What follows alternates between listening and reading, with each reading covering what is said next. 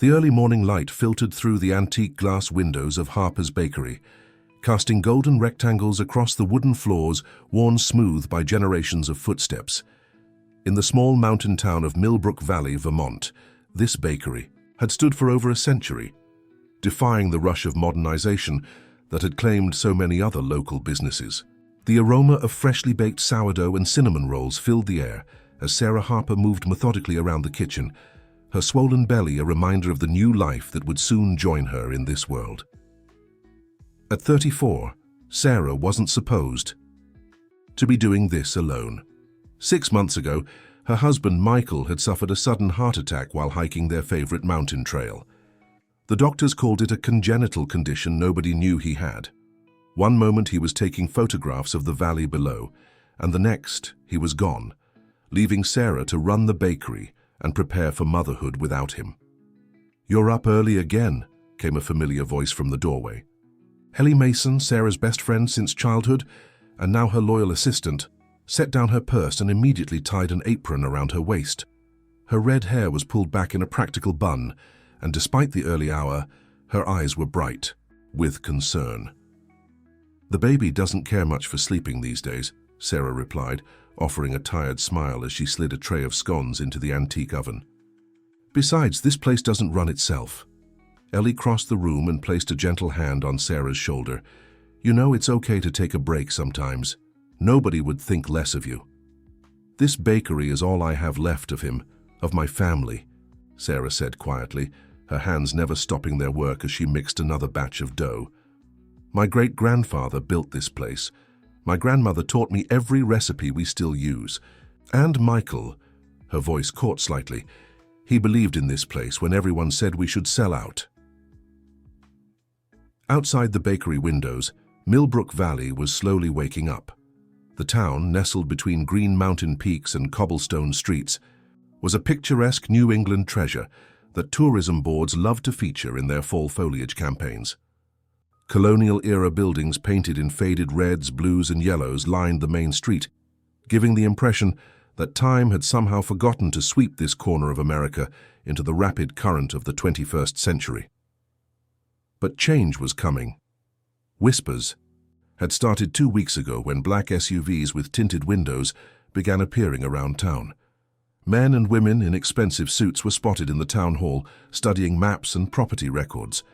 Then yesterday, the Millbrook Gazette ran a small innocuous article announcing that Black Peak Developments, a subsidiary of the international conglomerate Sahara Corp., had purchased the abandoned mill property adjacent to Harper's bakery. The bell above the door chimed as their first customer of the day walked in. Tom Fletcher, the town's mayor for the past 15 years, removed his hat respectfully as he entered. His usually cheerful face looked strained. "Morning, Sarah, Ellie," he nodded to them both. "The usual, please." Ellie went to fetch his order, a black coffee and 2 apple turnovers, while Sarah wiped her hands on her apron and approached the counter. "You're here early, Tom. Council meeting?" The mayor shifted uncomfortably. "Actually, I wanted to speak with you before word gets around." He lowered his voice despite the empty bakery. "It's about the property next door." Sarah felt her stomach tighten, and not from the baby's kick. "What about it?" "Black Peak isn't just renovating the old mill. They're planning a regional shopping center, 30 stores, restaurants, a multiplex cinema." Tom took off his glasses and began cleaning them nervously, a habit she'd noticed whenever he delivered unpleasant news. "The plans are extensive, Sarah." "How? Extensive?" she asked, already dreading the answer. "They've been quietly buying up properties all around the downtown area. From what I hear, they're offering prices well above market value." He paused, clearly uncomfortable. "Some folks are already considering selling." The oven timer chimed, rescuing Sarah from having to respond immediately. As she pulled out the perfectly golden scones, she tried to process the implications. Our shopping center would change everything: the traffic, the character of the town, and most pressingly, the viability of small businesses like hers. "Has anyone from this company tried to contact you?" Tom asked, as he accepted his coffee from Ellie. "Not yet," Sarah replied, her voice steadier than she felt. The mayor nodded, relief evident in his expression. "Good. Just, if they do, call me first, okay? These big corporations, they can be very persuasive. After Tom left, Sarah stood by the window, watching as workers began setting up construction barriers around the old mill. A large sign was being mounted. Future home of Milbrook Village Galleria, a Black Peak development. They're not wasting any time, Ellie observed, coming to stand beside her. No, Sarah agreed softly, her hand resting on her belly. They're not. The morning. Rush kept them busy until noon, with many customers bringing up the development news. Opinion in town seemed divided. Younger residents excited about new jobs and shopping options, older ones concerned about changing the town's character. By the time they closed for their midday break, Sarah felt drained both physically and emotionally. She was just about to lock the front door when a man approached. Tall, with olive skin and dark eyes that seemed to catch the sunlight, he wore jeans and a simple button-down shirt that somehow still managed to look expensive. "Are you closing?" he asked, his accent subtle but noticeable. Perhaps Middle Eastern, Sarah thought. "Just for an hour," she responded automatically. "We reopen at 1.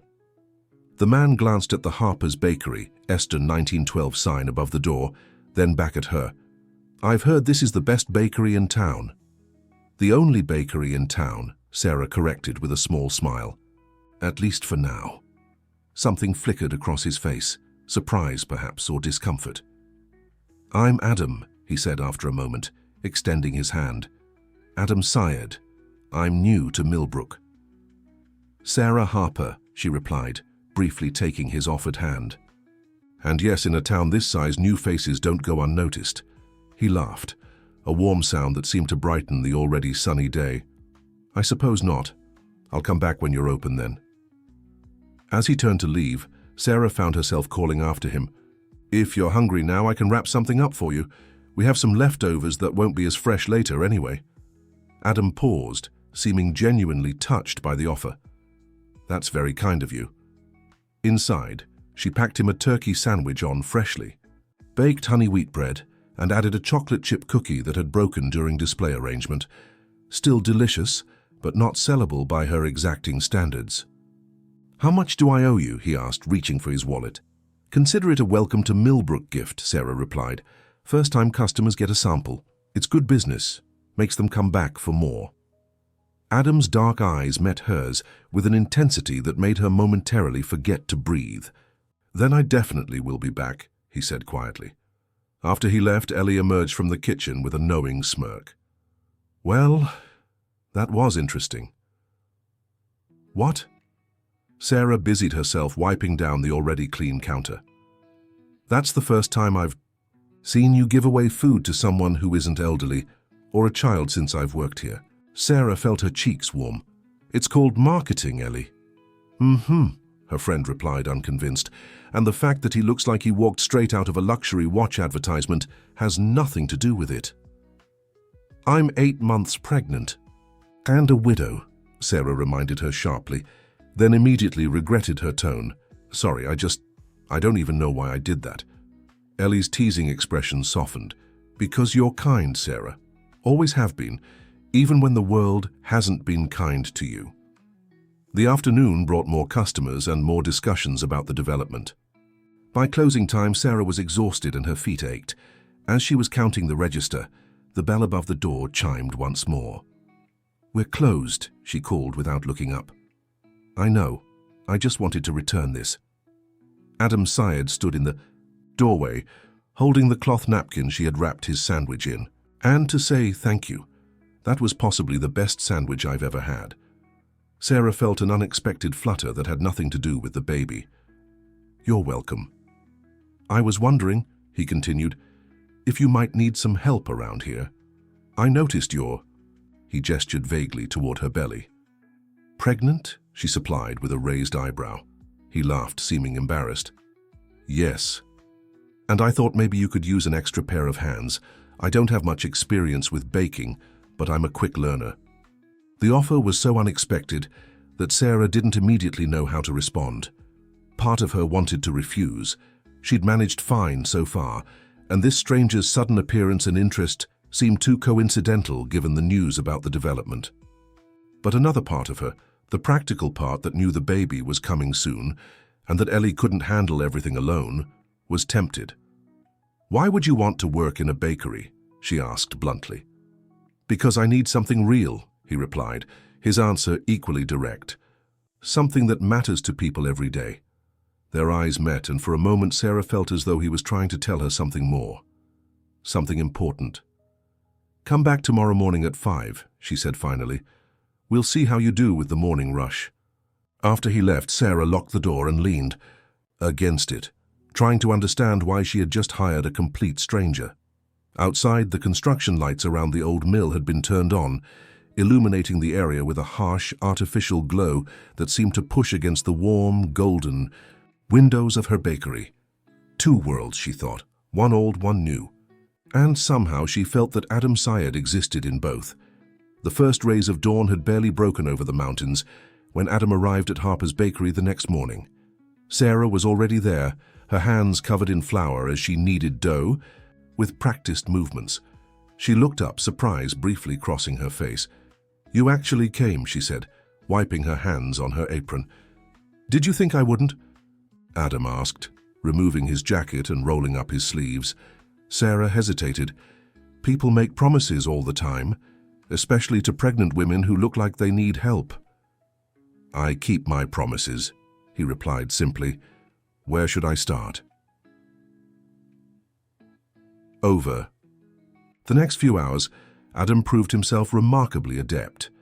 His inexperience with baking was obvious, but his willingness to learn and his careful attention to detail made up for it.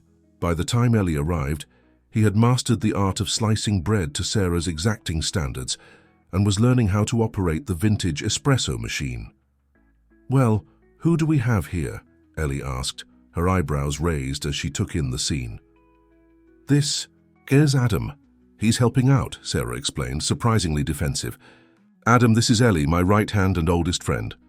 Ellie's smile was friendly, but her eyes were evaluating. "Nice to meet you, Adam. You're not from around here, are you?" "No," he admitted. "I'm here on business, you could say." "What kind of business brings someone to Milbrook?" Ellie pressed. "We're not exactly a commercial hub." Before Adam could answer, the bell above the door chimed. A woman entered, her designer clothing and perfectly styled blonde hair immediately marking her as an outsider in the casual town. Her gaze swept the bakery before landing on Adam, surprise flickering across her face before being quickly replaced by a calculated smile. "Adam!" "What a coincidence finding you here," she said, her voice carrying a hint of the same accent as his. The atmosphere in the bakery shifted instantly. Adam's posture stiffened, his easy confidence replaced by guarded formality. "Nadia," he acknowledged, with a slight nod. "I didn't know you were in town." "I arrived yesterday. Your father was concerned when you went off-grid." Her smile remained fixed as she turned to Sarah. "You must be the owner of this charming little establishment. I'm Nadia Karim, VP of Global Acquisitions for Sahara Corp." Sarah felt her heart sink as pieces began falling into place. She glanced at Adam, whose face had become unreadable. "Sarah Harper," she replied coolly.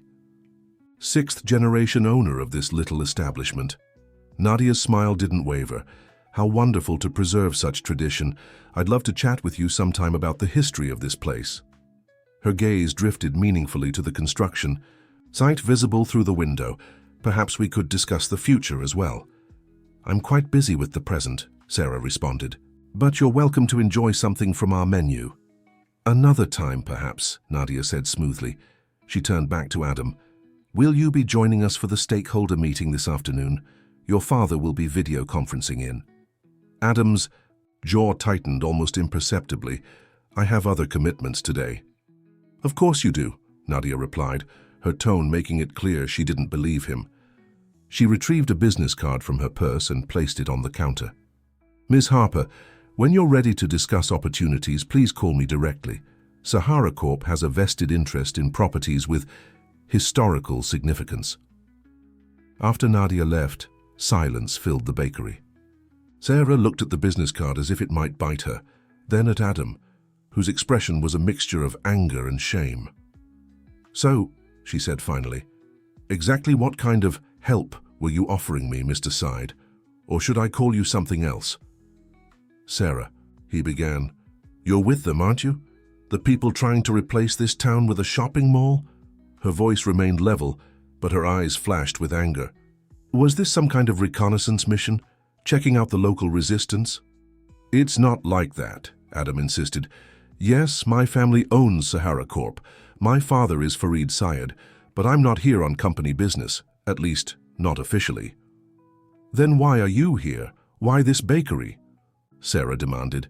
Adam ran a hand through his hair, a gesture that seemed too human, too vulnerable for the corporate heir she now knew him to be. "I was sent to evaluate the investment potential, yes. But once I got here, once I saw this place," he gestured around the bakery, "I realized what was really at stake. This isn't just a property acquisition. It's people's lives, their history.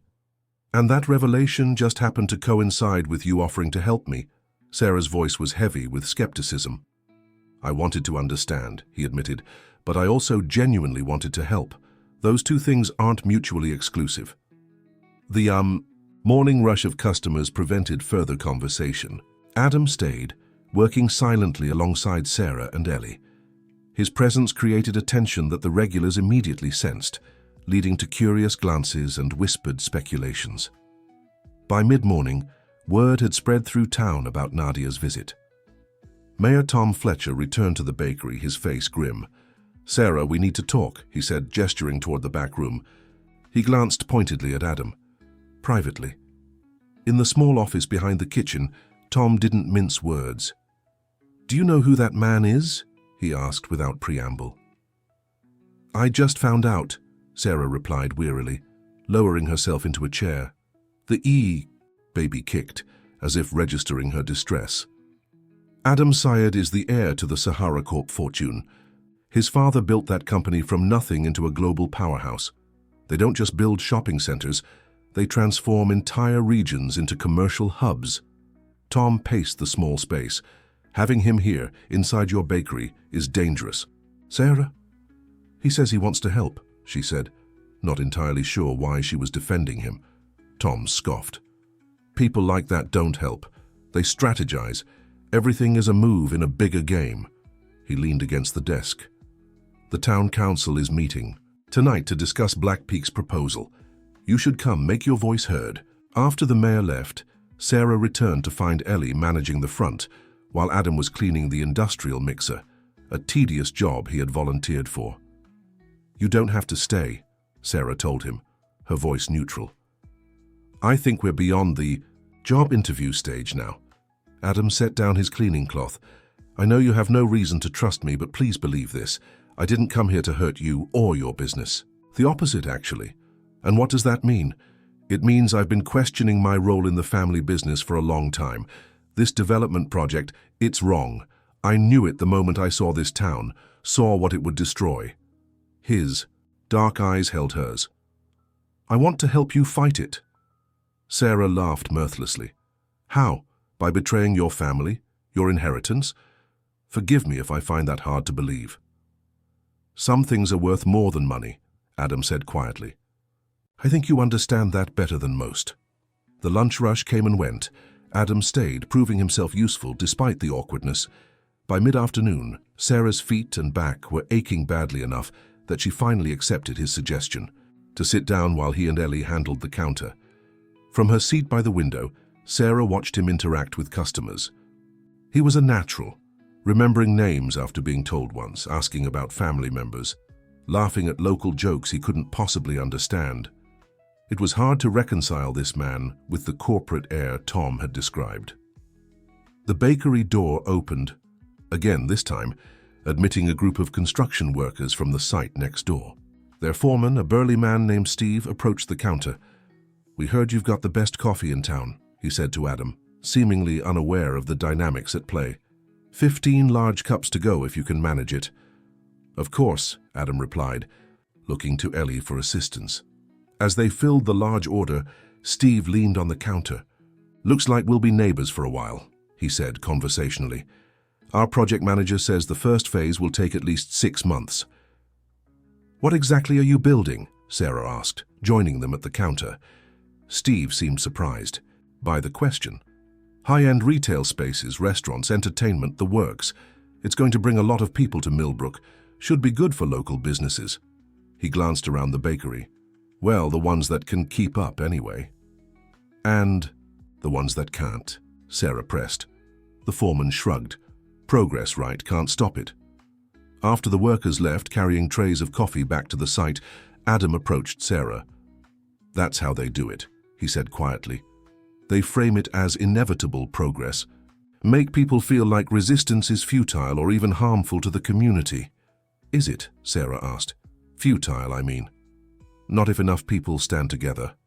He hesitated, then added, The town council meeting tonight. I'll be there. Not as a representative of Sahara Corp, but as myself. And who is that exactly? Sarah challenged. Because from where I'm standing, I'm not sure you even know. The hurt that flashed across his face seemed genuine. Maybe I don't, he admitted. But I'm trying to figure it out. At closing time, Ellie pulled Sarah aside while Adam cleaned the espresso machine. I don't trust him, she whispered. This is too convenient. I know, Sarah agreed. But what if he's telling the truth? Having someone on the inside could make all the difference. Ellie squeezed her friend's hand. Just be careful. You've got more than yourself to think about now. Her gaze dropped meaningfully to Sarah's belly. After Ellie left, Sarah found herself alone with Adam. The silence between them felt charged with unspoken questions and accusations. You should go, she finally said. The council meeting starts in an hour. He nodded, retrieving his jacket. At the door, he paused. For what it's worth, I never intended to mislead you. I came to Milbrook to evaluate the project, yes, but everything that happened after I walked into this bakery has been real. Sarah didn't respond, unsure what to believe. After he left, she locked the door and began the short walk to her apartment above the bakery. The evening air was cool, carrying the scent of pine from the surrounding mountains. As she climbed the stairs, her phone rang. The caller ID showed an unfamiliar number.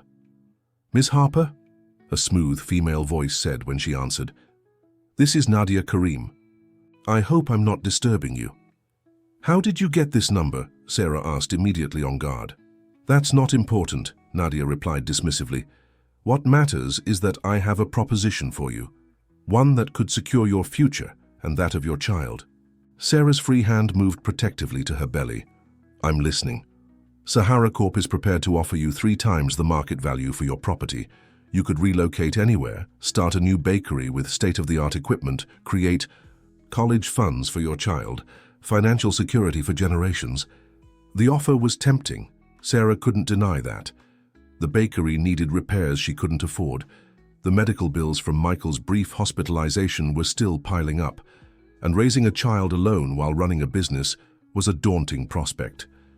And if I refuse? She asked. Nadia's laugh was soft but held no warmth. Let's just say competition can be difficult for small operations like yours.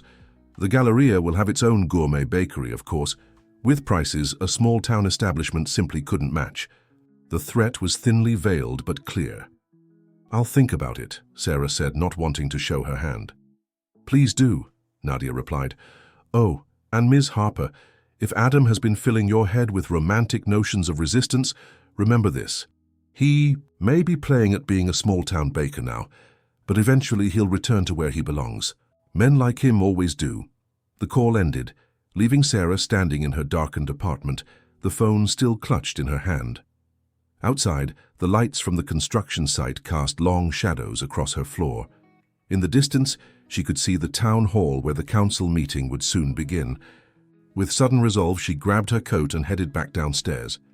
As she stepped outside, she nearly collided with Adam, who was standing at the bakery door, his hand raised as if about to knock. I was just coming to find you, he said, surprise evident in his voice. The meeting... I know, Sarah interrupted. I'm going. She looked up at him, really seeing him for the first time since learning who he was. And after that, you and I need to have a real conversation. No more half-truths. Adam nodded solemnly. No more half-truths, he agreed. Together they walked toward the town hall where the future of Milbrook, and perhaps their own, was about to be decided. The town hall of Milbrook was a colonial-era building with high ceilings and wooden pews that had hosted community gatherings since the Revolutionary War. Tonight it was filled to capacity, the air thick with tension and competing hopes. Sarah and Adam slipped in just as Mayor Fletcher called the meeting to order. "Folks, we're here to discuss the proposed Black Peak development," Tom announced, his voice echoing in the packed chamber. "We'll hear first from the developers, then open the floor for community input." A sleek presentation stand had been set up at the front of the hall. Nadia Karim stepped forward, immaculate in a tailored suit, her blonde hair gleaming under the lights. She was flanked by two men in equally expensive attire. "Good evening, Milbrook," she began, her smile professionally warm. "I'm Nadia Karim, Vice President of Global Acquisitions for Sahara Corp. We're excited to share our vision for the Milbrook Village Galleria." As Nadia launched into a polished presentation, complete with architectural renderings and economic projections, Sarah felt Adam tense beside her. On the screen, images of a gleaming shopping complex replaced the familiar mill building. Modern. Storefronts with recognizable luxury brands, a food court with high-end restaurants, and an entertainment complex that promised to put Milbrook on the map. This $200 million investment will create over 500 jobs and generate an estimated $3.4 million in annual tax revenue for Milbrook, Nadia continued smoothly. "We're not just building a shopping center, we're creating a destination that will attract visitors from across the state." From her seat, Sarah could see the town divided, younger residents nodding excitedly, older ones frowning with concern. When Nadia finished, Mayor Fletcher opened the floor for questions. Hands shot up across the room. "What about traffic?" asked Mrs. Winters, who had taught at the local elementary school for 40 years. "Our streets weren't designed for thousands of daily visitors." "An excellent question," Nadia replied. "Our plan includes a comprehensive traffic management system and infrastructure improvements funded entirely by Black Peak." "And water usage," called out Jim Peterson, whose family had farmed the valley for generations. "That complex will use more water in a day than most local businesses do in a month. Our development incorporates the latest in sustainable design, including rainwater recycling and low-flow fixtures," one of Nadia's colleagues answered smoothly. The questions continued, each concern met with a prepared, polished response that somehow managed to sound reassuring while providing few concrete details. Sarah noticed how skillfully the Black Peak team deflected deeper questions about environmental impact and the effect on local businesses. Finally, Sarah raised her hand.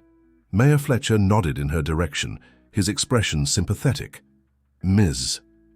Karim," Sarah began, her voice steadier than she felt. "Your presentation highlights all the benefits of this development, but what about the costs? How many local businesses will be displaced? How many historic buildings demolished? What happens to the character of Milbrook when it becomes indistinguishable from any other commercial hub in America?" A murmur of agreement rippled through the older residents. Nadia's smile never faltered. "Change can be difficult, Ms. Harper, especially for those with sentimental attachments." Her gaze flicked briefly to Sarah's pregnant belly. "But progress benefits everyone. The businesses that adapt will thrive in this new environment. As for Milbrook's character, we've incorporated architectural elements that honor the town's heritage."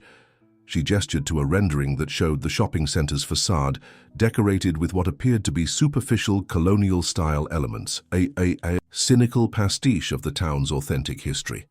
"You're not preserving our heritage," Sarah countered. "You're using it as window dressing to sell luxury goods most locals can't afford." Another murmur, louder this time, spread through the crowd. Nadia's smile tightened almost imperceptibly.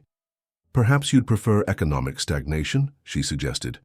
"Young people leaving for opportunities elsewhere, tax bases eroding until basic services become unsustainable." Her tone remained pleasant, but her words carried a clear warning. Those are the realities many small towns face without development. Before Sarah could respond, Adam stood up beside her. A hush fell over the room as people recognized him. Word of his identity had spread quickly through the small town. "May I speak?" he asked, looking not at Nadia but at Mayor Fletcher, who nodded, clearly surprised. Adam moved to the front of the room, standing not with the Black Peak team, but facing them, positioning himself symbolically with the townspeople. Sarah felt a flicker of hope mixed with apprehension. "My name is Adam Syed," he began, his voice quiet but carrying to every corner of the hall. "As many of you now know, I am the son of Farid Syed, founder and CEO of Sahara Corp, Black Peak's parent company." Whispers erupted around the room. Nadia's expression turned to stone. "I was sent here to evaluate this project and ensure its smooth implementation," Adam continued. "But what I've found in Milbrook is something my father's company doesn't understand. A community where prosperity isn't measured solely in dollars, but in connections between people, in traditions passed, down through generations, in knowing your neighbors and caring for their well-being." He paused, looking around the room, his gaze briefly meeting Sarah's. "The presentation you just saw is the same one used in dozens of towns across the country. It promises jobs, but doesn't mention their mostly minimum wage.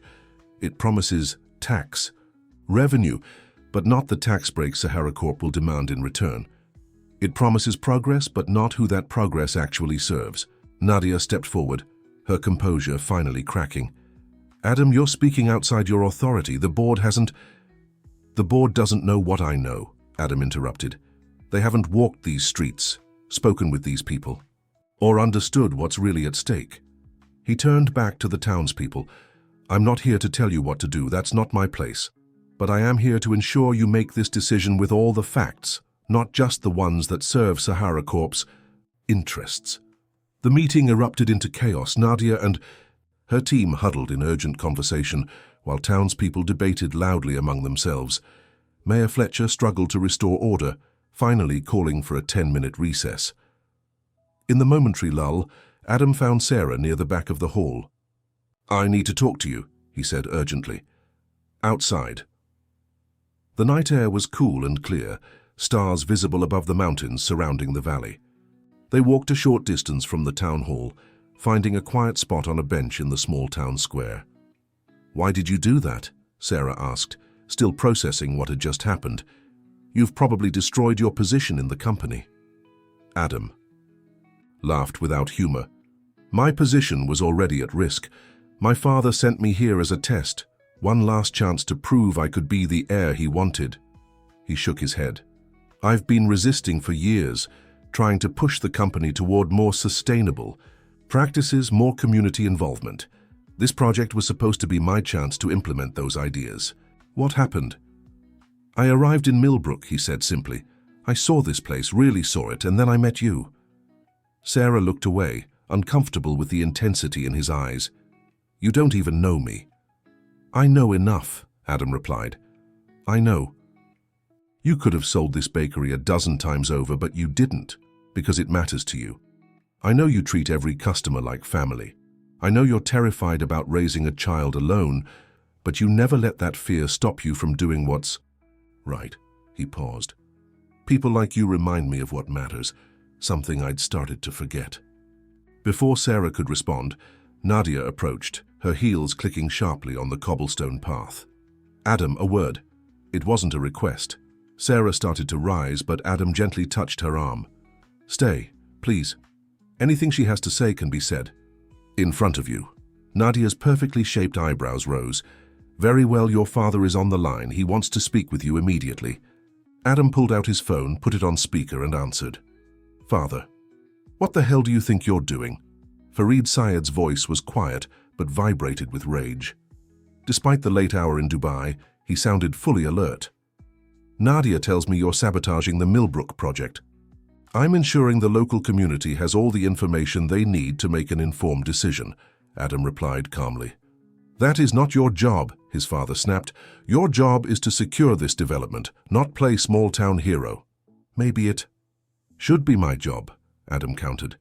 "Maybe if we actually listened to these communities instead of just seeing them as assets to acquire, we'd build something meaningful." There was a moment of tense silence. When Farid spoke again, his voice was dangerously controlled. "You have two choices, Adam. Return to Dubai immediately and accept the consequences of your actions, or fix this situation in 48 hours. If the Milbrook project proceeds as planned, we'll forget this. Lapse in judgment. Adam looked at Sarah, conflict evident in his expression. And if I choose neither? Then you are no longer my son, Farid stated coldly. No access to company resources, no trust fund, no inheritance. You'll be cut off completely. Is that what you want? To throw away your birthright for a town you didn't know existed a month ago? Sarah felt her heart constrict at the ultimatum. She couldn't imagine someone speaking to their child that way, especially not over a business deal. I'll call you back, Adam said finally. You have 48 hours, his father repeated, then disconnected. Nadia lingered, her perfect composure restored. It's not too late to fix this, Adam. The board meeting is scheduled for Friday. Your father still wants you to present the final proposal. She turned to Sarah, her smile not reaching her eyes. Ms. Harper, I hope you'll consider our offer, for the sake of your child's future. After she walked away, Sarah and Adam sat in silence, the weight of what had just happened settling between them. I'm sorry you were dragged into this, Adam said finally. My family, business has always come first. What will you do? Sarah asked, the question hanging heavy in the cool night air. Adam ran a hand through his hair, a gesture she was beginning to recognize as a sign of his inner conflict. I don't know. I've spent my whole life preparing to take over Sahara Corp. It's all I know. He looked at her intently. But I also know I don't want to be the person who destroys places like Milbrook. Sarah considered him thoughtfully. The arrogant, corporate air she'd expected was nowhere to be seen. Instead, she saw a man genuinely torn between the path laid out for him and the one he was discovering for himself. What would you do if you weren't Adam Syed, heir to Sahara Corp? She asked. He looked surprised by the question. I never thought about it. I was always going to be my father's son. But if you could choose... Adam looked up at the stars, considering. I studied architectural preservation in college before my father made me switch to business. I loved the idea of honoring history while creating spaces for the future. He smiled ruefully. Not exactly the Sahara Corp way. The town hall doors opened, people spilling out into the square as the meeting reconvened. Mayor Fletcher spotted them and waved urgently. We should go back, Sarah said, struggling to rise from the bench with her pregnant belly. Adam offered his hand, which she took after a moment's hesitation. As they walked back toward the hall, he kept hold of it, his grip warm and surprisingly reassuring. Whatever you decide, Sarah said quietly, make sure it's something you can live with. He squeezed her hand gently. That's exactly what I'm trying to figure out. The remainder of the meeting was tense but more subdued. Mayor Fletcher announced that the council would postpone any decision until they had conducted an independent impact assessment. It was a small victory, breathing room for the town to organize. As the meeting dispersed, Sarah found herself surrounded by neighbors thanking her for speaking up. Adam stood apart, his expression unreadable as Nadia and her team left in a sleek black SUV. The walk back to the bakery was quiet, both lost in their thoughts. At her door, Sarah turned to him. Thank you for what you did tonight, she said. It wasn't easy. It was the right thing to do, Adam replied simply. What happens now? Sarah asked. I don't know, he admitted, but I'd like to keep helping. At the bakery, if you'll let me, at least until... He trailed off, leaving the thought unfinished. Sarah said with a small smile. The morning shift waits for no one, not even corporate heirs having existential crises. Adam laughed, the sound genuine and warm in the quiet night. I'll be there.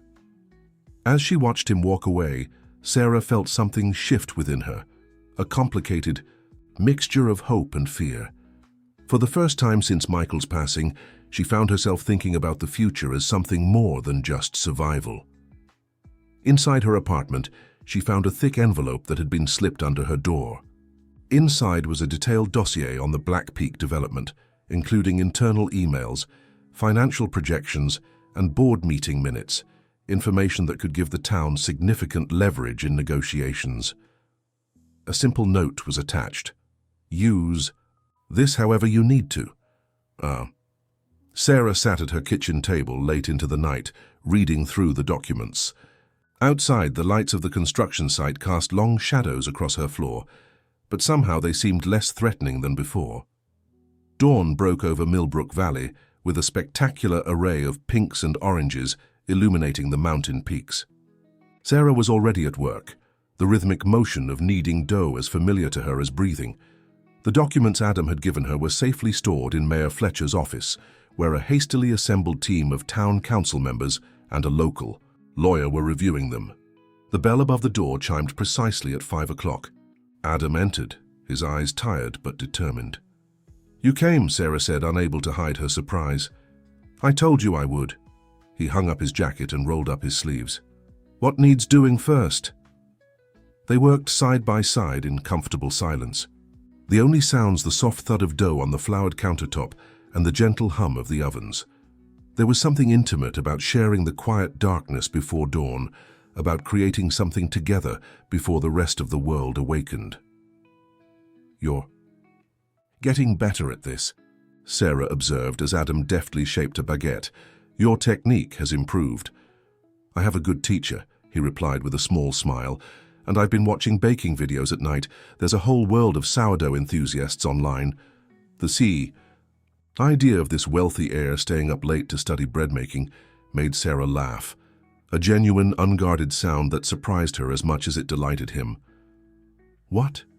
he asked, his own smile widening. "Just trying to picture you in your hotel room, watching baking tutorials instead of checking stock prices." "Hotel?" "No, I moved out yesterday. I'm renting Mrs. Peterson's guest cottage now, the one at the edge of town with the apple orchard." Sarah paused in her work. "You're settling in? Even with everything that's happening?" Adam's expression grew serious. "I haven't made any final decisions yet, but I couldn't stay at the corporate suite. Not after—" He gestured vaguely, encompassing everything that had transpired. The morning progressed rapidly, the bakery filling with customers eager for fresh bread and equally fresh gossip about the town meeting. Sarah noticed that townspeople were treating Adam differently today, with cautious respect rather than suspicion. Word of his stance against his own family's company had spread rapidly through Milbrook's efficient grapevine. Mid-morning, Mayor Fletcher arrived, his expression grim. "Sarah, Adam, can we talk in the back?" In the small office, Tom didn't waste time. "The documents you provided are dynamite, Adam. Clear evidence of environmental impact reports being manipulated, community feedback being selectively edited, planning board officials being offered consulting positions after approving Black Peak projects." He shook his head in disbelief. "The problem is we can't use any of it." "Why not?" Sarah demanded. "Because it was obtained illegally," Tom explained. "Corporate espionage. The moment we present these documents, Sahara Corp will claim theft of proprietary information, file injunctions, and bury us in legal battles we can't afford."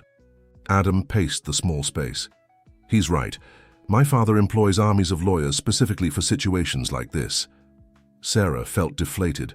So it was all for nothing. "Not necessarily," Adam replied, his mind clearly racing. "The information itself can't be used in court, but now you know what to look for. The town can demand independent environmental studies focusing on the specific areas Black Peak falsified. You can request public hearings on the exact issues they've been trying to avoid." "That could work," Tom agreed, "but we'd need time and resources, both of which are in short supply." "I can help with resources," Adam offered. "I still have access to my personal accounts, at least for now." "Why would you do that?" Sarah asked, unable to keep the skepticism from her voice. "You'd be funding opposition to your own company." Adam looked at her steadily. "Because some things matter more than loyalty to a corporation, even a family one." Something unspoken passed between them, a current of understanding that made Sarah's heart beat a little faster. The moment was broken by Ellie bursting into the office. "You all need to see this," she said urgently, holding up her phone. On the screen was a local news article that had just been published. The headline read, Sahara Corp air slumming in local bakery, a strategy to undermine opposition. Below was a photo of Adam working behind the counter, clearly taken without his knowledge. The article quoted anonymous sources close to the project, claiming that Adam's apparent defection was actually a sophisticated corporate strategy to gain the town's trust and identify the most influential opposition figures. It suggested his entire performance at the town meeting had been calculated to create a false sense of security, while Black Peak quietly accelerated their timeline. "That's ridiculous," Adam said, his face flushing with anger. "How can they—" He stopped abruptly, realization dawning. "Nadia, this has her fingerprints all over it." Sarah felt a cold knot form in her stomach. She looked at Adam, searching his face for any hint of deception. "Is it true?" "Of course not," he replied immediately, his expression wounded. "Sarah, you know me better than that." "Do I?"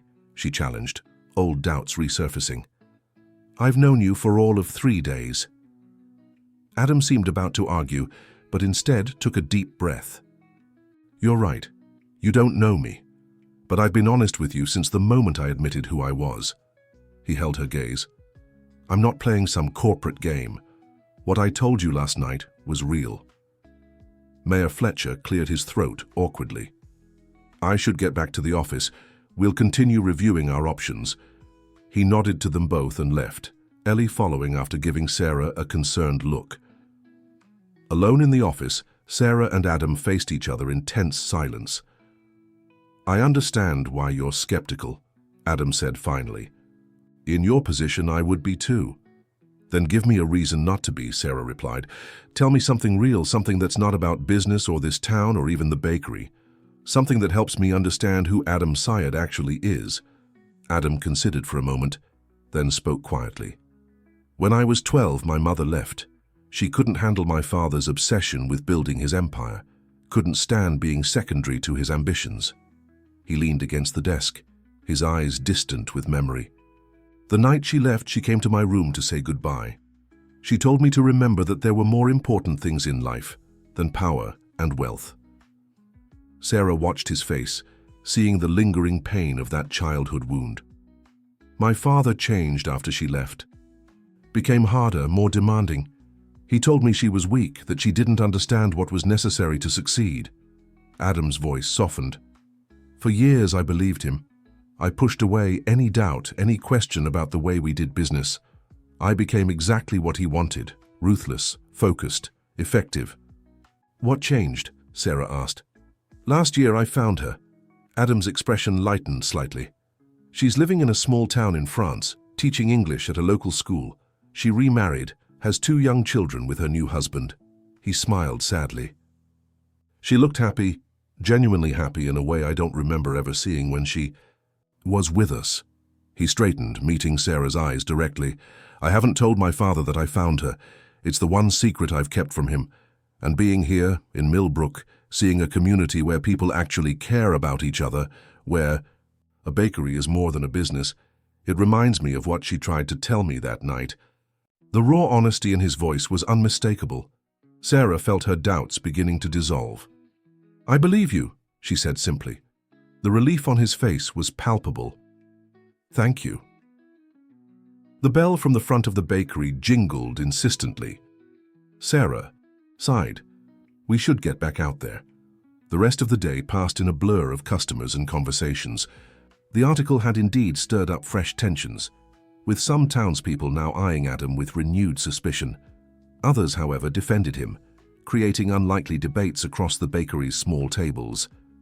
By closing time, both Sarah and Adam were exhausted, not just physically but emotionally, from navigating the town's shifting perceptions. As Sarah locked the front door, she noticed Adam staring thoughtfully at the construction site next door, where activity had visibly increased. "They're accelerating," he observed, "trying to create momentum and a sense of inevitability." "Is it inevitable?" Sarah asked, watching workers setting up additional floodlights for night work. "Nothing is inevitable until it happens," Adam replied. "But my father doesn't give up easily, especially not when his authority is challenged." They walked up to Sarah's apartment together. a habit that had formed naturally over the past couple of days. At her door, Adam hesitated. "There's something else you should know," he said. "My father has called an emergency board meeting for tomorrow morning. I'm expected to video conference in and explain my actions." "What will you tell them?" "I don't know yet." His expression was troubled. "But whatever I decide, I wanted you to hear it from me first." Sarah felt a surge of affection for this complicated man caught between worlds. On impulse, she touched his arm. "Would you like to come in for dinner? Nothing fancy, just pasta, but it might be nice not to eat alone for a change." Adam's smile transformed his face. "I'd like that very much." Inside her small apartment, Sarah moved around the kitchen with the same efficiency she showed in the bakery. Adam sat at the counter, watching her with open admiration. "Can I help?" he offered. "You can make the salad," she suggested, pointing to vegetables on the cutting board. They worked together companionably, the domestic scene feeling surprisingly natural. Over simple spaghetti and salad, they talked about everything. Except the development, childhood memories, favorite books, travel experiences. Adam described the beauty of the Moroccan village, where his grandmother had grown up, and Sarah shared stories of summer camping trips in the mountains with her parents. "They would have liked you," she said without thinking, then blushed. I know what you mean," Adam said gently. "I wish I could have met them and Michael." The mention of her late husband's name didn't bring the sharp pain it once had. "He would have interrogated you thoroughly," Sarah said with a small smile. "He was protective that way." "As he should have been." Adam's gaze was warm. "He must have been a remarkable man to have been worthy of you." The sincerity in his voice touched her deeply.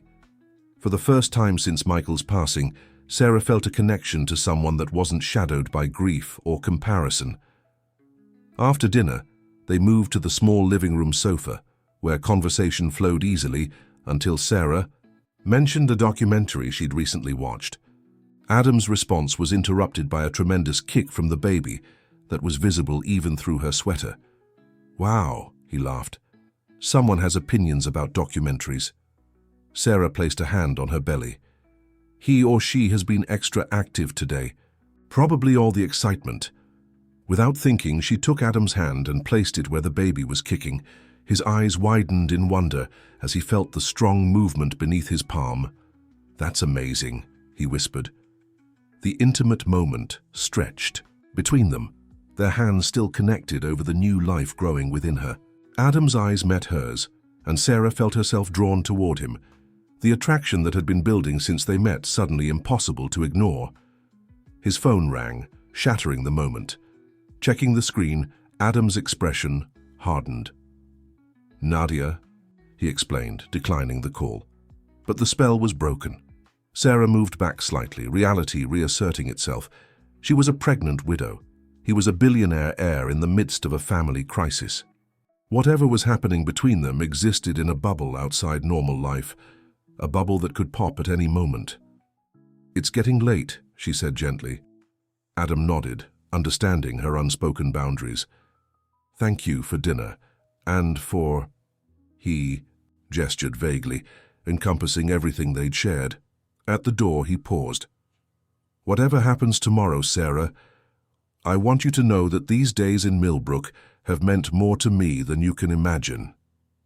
After he left, Sarah stood at her window watching as he walked down the street.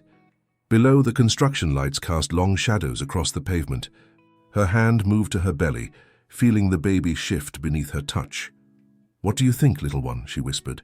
"Can we trust him?" The baby kicked again, as if in response. Sarah smiled despite herself. Whatever tomorrow brought, tonight had given her something she hadn't felt in a long time: hope. Across town, in Mrs. Peterson's guest cottage, Adam sat at a small desk, staring at his laptop screen. The board meeting agenda stared back at him, along with a message from his father. "Your presentation will determine your future. Choose wisely." With sudden clarity, Adam began to type. The words flowed easily now, his path forward finally clear. As dawn approached, he finished his presentation and sent it to his father with a simple message. "This is my choice." He closed the laptop and walked to the window.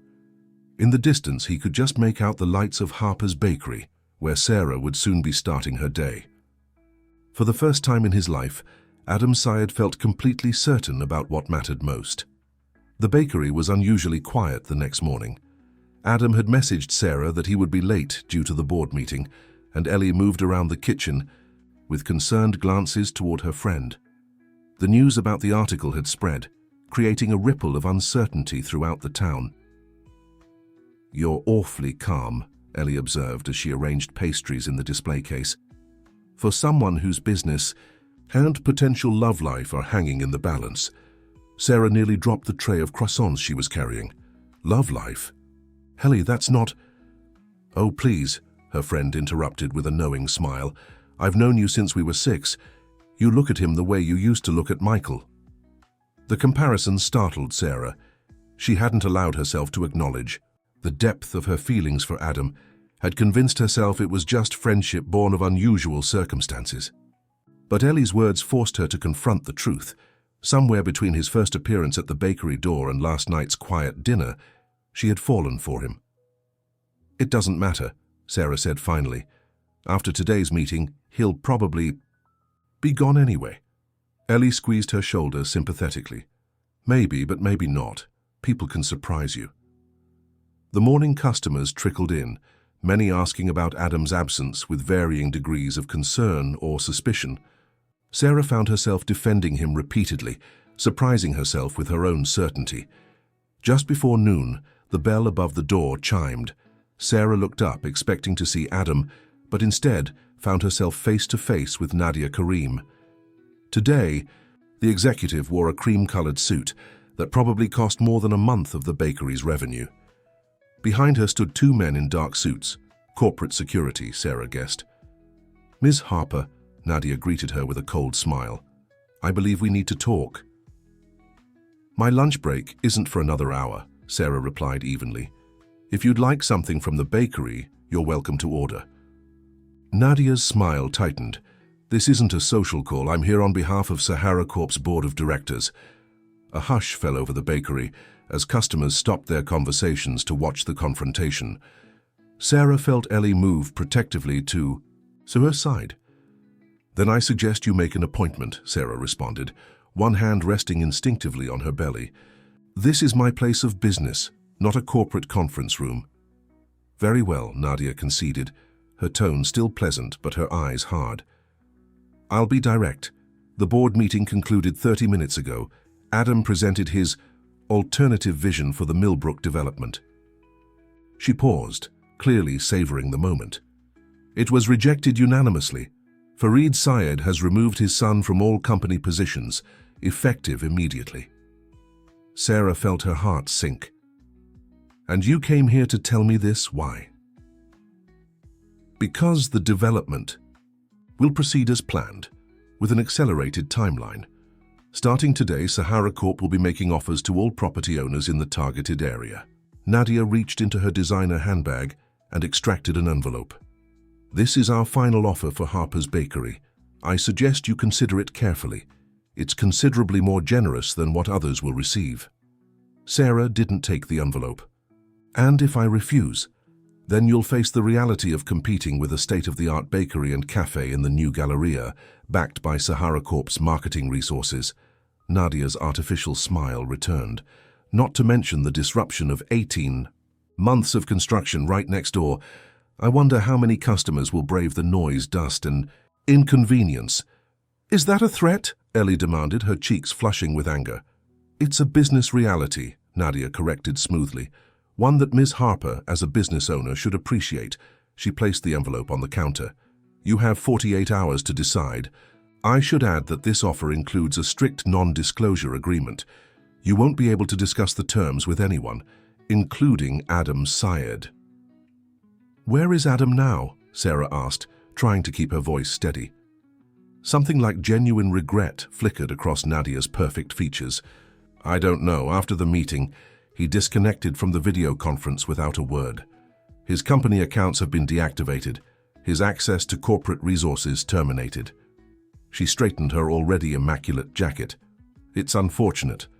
He had such potential. After Nadia and her security detail left, the bakery erupted in concerned conversation. Neighbors approached Sarah with support and advice, but she could barely focus on their words. Her mind was racing with worry for Adam and fear for the future of her business, for her child's future. "You should see what they're offering," Ellie urged, pointing to the envelope that remained untouched on the counter. "Not here," Sarah replied. "Not now." The day dragged on with no word from Adam.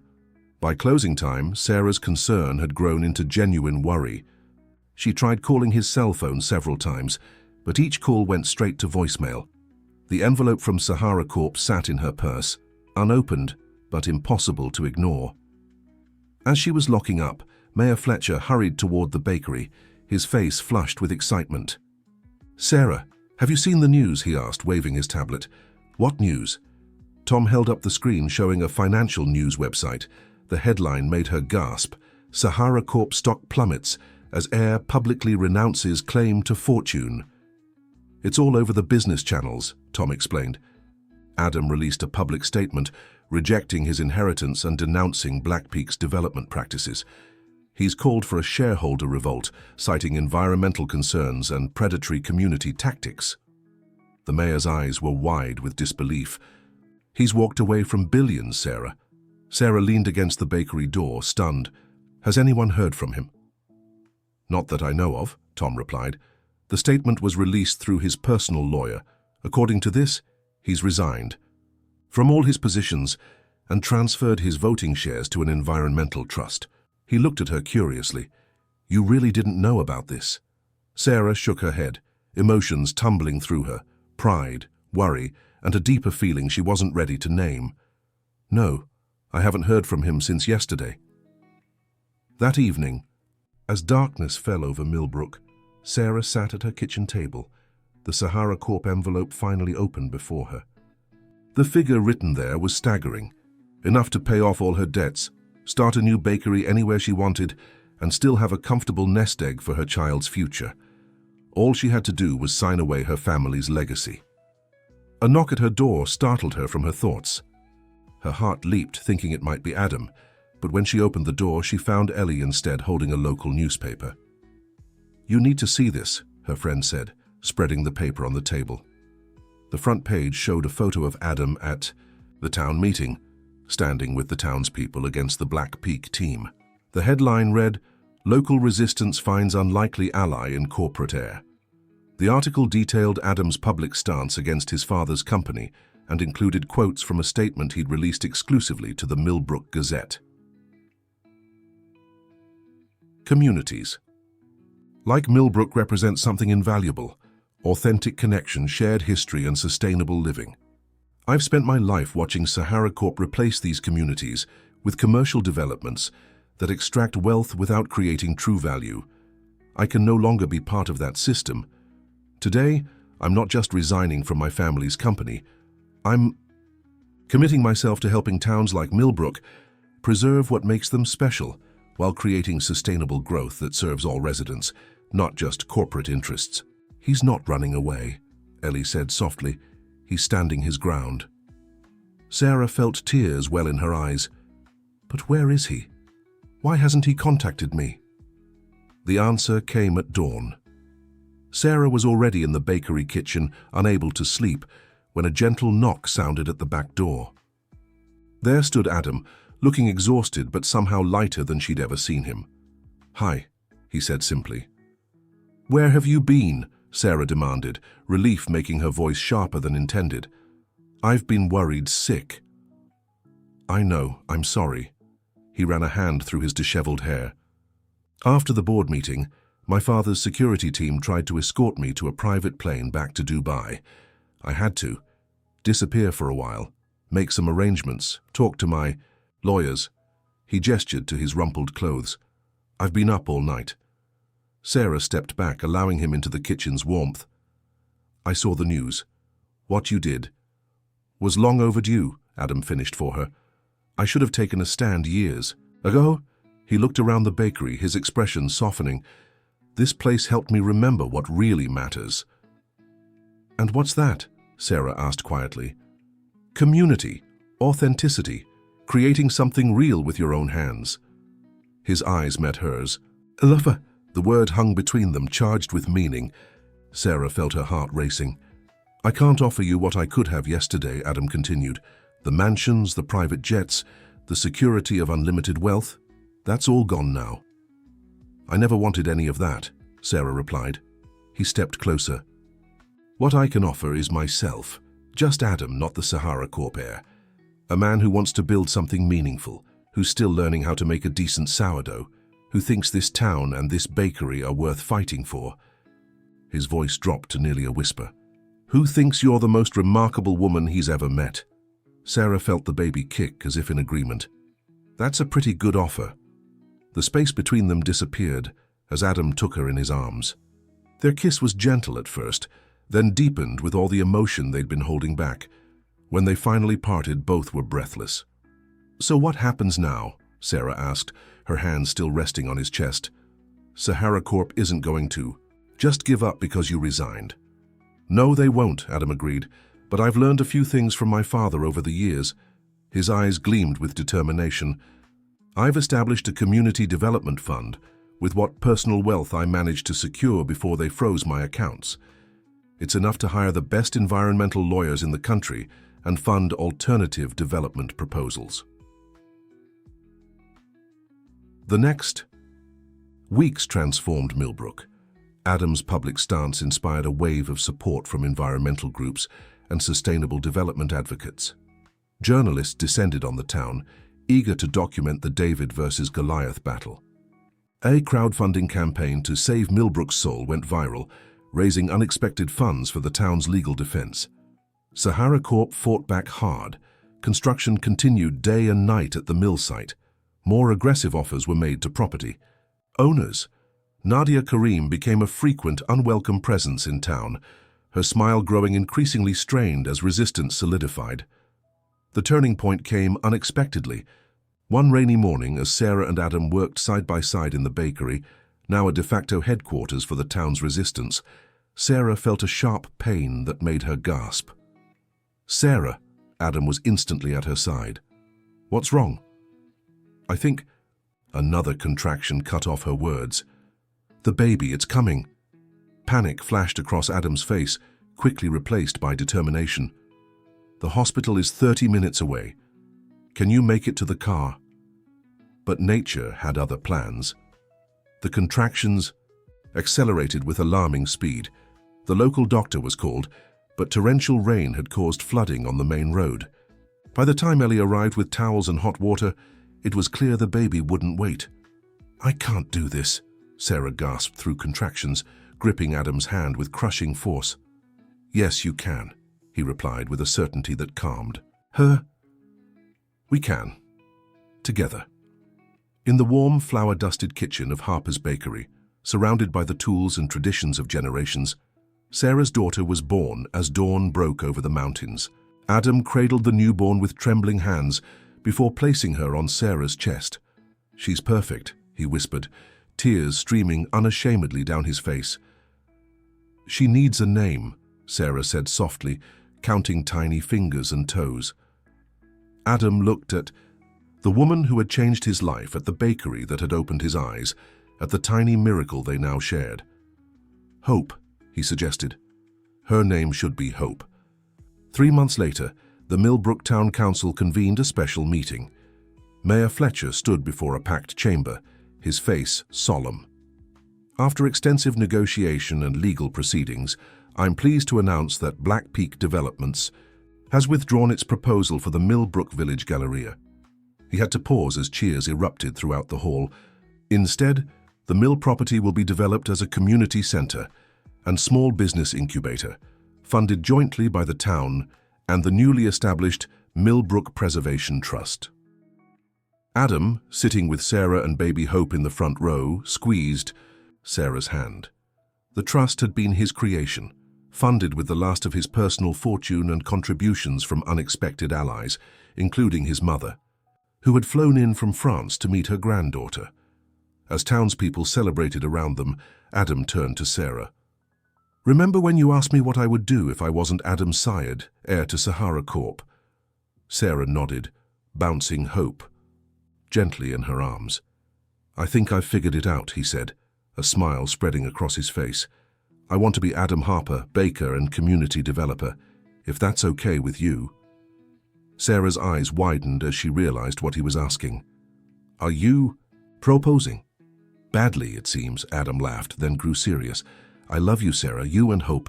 I love this town and this bakery and the life we could build here together." He took her free hand in his. "So yes, I'm asking if you'll marry me. Not because it's practical or sensible or good business, but because I can't imagine my life without you in it." Sarah looked at the man before her, so different from the polished corporate heir who had first walked into her bakery, yet essentially the same person she had glimpsed beneath the surface even then. "Yes," she said simply. "Yes to all of it." 1. Year later, Harper's Bakery had expanded to include a cafe and local goods marketplace in the renovated mill building next door. The Heritage Flour Collective now supported small grain farmers throughout the region, creating jobs and preserving agricultural traditions.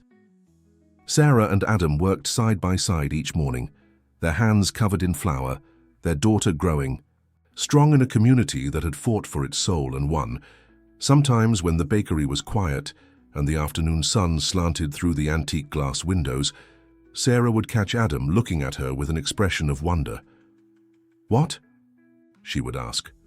"Just thinking about how different my life would be if I hadn't walked into this bakery that day," he would reply. And Sarah would smile, knowing that some encounters changed everything. That sometimes, between the warmth of an oven and the cool of dawn, between old traditions and new beginnings, the most unexpected love stories found their perfect recipe. Fimda Historia. Dear listeners, we hope that Sarah and Adam's journey has touched your hearts as much as it has touched ours.